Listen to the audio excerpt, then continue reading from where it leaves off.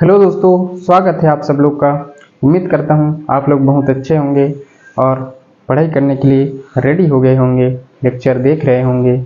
तो आज आप लोग के लिए मैं एक छोटा सा टॉपिक लेके आया हूँ और वो टॉपिक है विद्युत चुम्बकीय तरंगे, इलेक्ट्रोमैग्नेटिक वेव्स।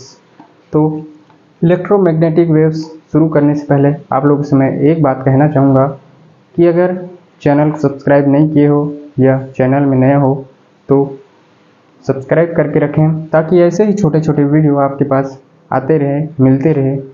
तो चलते हैं टॉपिक की ओर, टाइम वेस्ट ना करते हुए।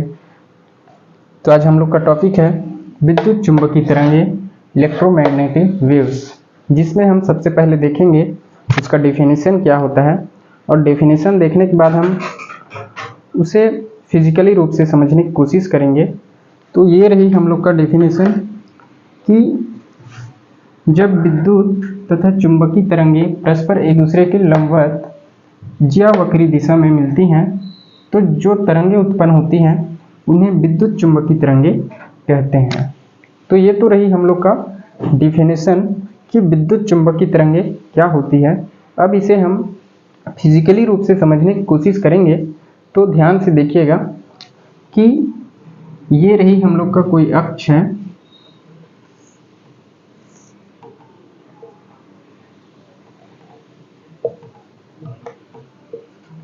ये रही एक्स अक्ष, वाई अक्ष, जेड अक्ष, ठीक है। अब इसमें ये जो तरंग दिख रही है, ये जो तरंग दिख रही है, ये है अपना विद्युत तरंग, विद्युत तरंग। और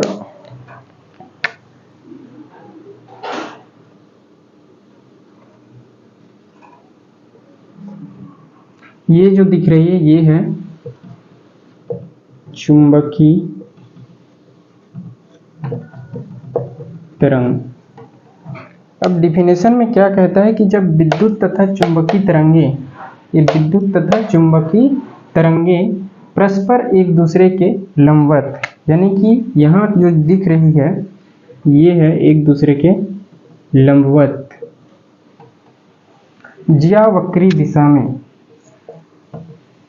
या वक्री दिशा में मिलती हैं तो जो तरंगे उत्पन्न होती हैं उन्हें विद्युत चुंबकीय तरंगे कहते हैं। यानी कि ये विद्युत तरंगे हैं और ये चुंबकीय तरंग है। जब दोनों मिलती हैं और मिलने के बाद जो तरंग बनती है उसे ही हम क्या कहते हैं, विद्युत चुंबकीय तरंगे, इलेक्ट्रोमैग्नेटिक वेव्स कहते हैं। इतनी बात समझ में आ गया होगा, आया ना, ठीक है।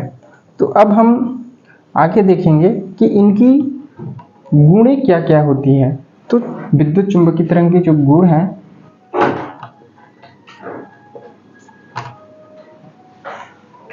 पहला जो गुण है वो है कि ये जो तरंगे हैं ये क्या है, एक दूसरे के लंबवत हैं। तो ये हो गया हम अपना पहला। और दूसरा है कि ये जो तरंगे हैं इनको एक स्थान से दूसरे स्थान तक पहुंचने के लिए किसी माध्यम की आवश्यकता नहीं होती, यानी कि संचरण के लिए, गति करने के लिए किसी माध्यम की आवश्यकता नहीं होती। जैसे कि जब हम बोलते हैं तो अपने आवाज़ को किसी दूसरे स्थान तक पहुंचाने के लिए क्या होता है, किसी माध्यम की आवश्यकता होता है, और वो माध्यम क्या होती है, वायु होती है। लेकिन ये जो तरंगे होती हैं इन्हें संचरण करने के लिए किसी माध्यम की आवश्यकता नहीं होती, ठीक है। तो दूसरा है कि ये हो गया दूसरा कि इन तरंगों को संचरण के लिए किसी माध्यम की आवश्यकता नहीं होती है। और तीसरा है इन तरंगों में आवेश नहीं होती है। क्या नहीं होती है, आवेश नहीं होती है। तीसरा है इन तरंगों में आवेश नहीं होती है। और चौथा है कि इन तरंगों का जो वेग होती है वो है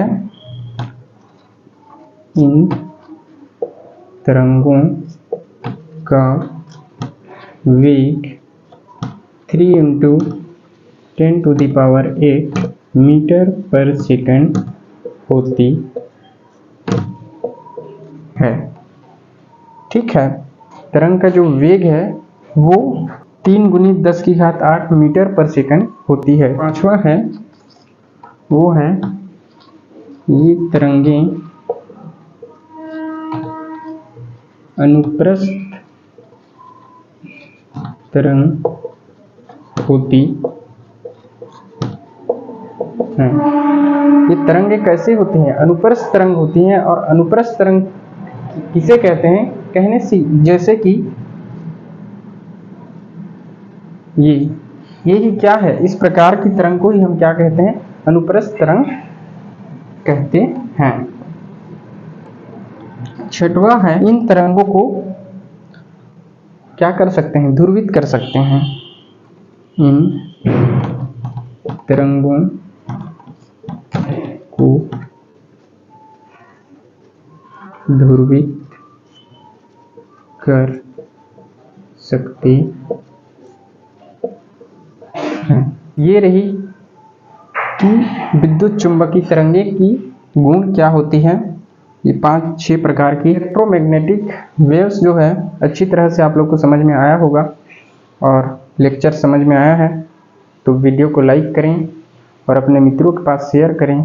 तो आज का लेक्चर यहीं पर एंड करते हैं और मिलते हैं अगले वीडियो में नए एनर्जी और नए टॉपिक के साथ। तब तक के लिए बने रहिए। Thank you so much.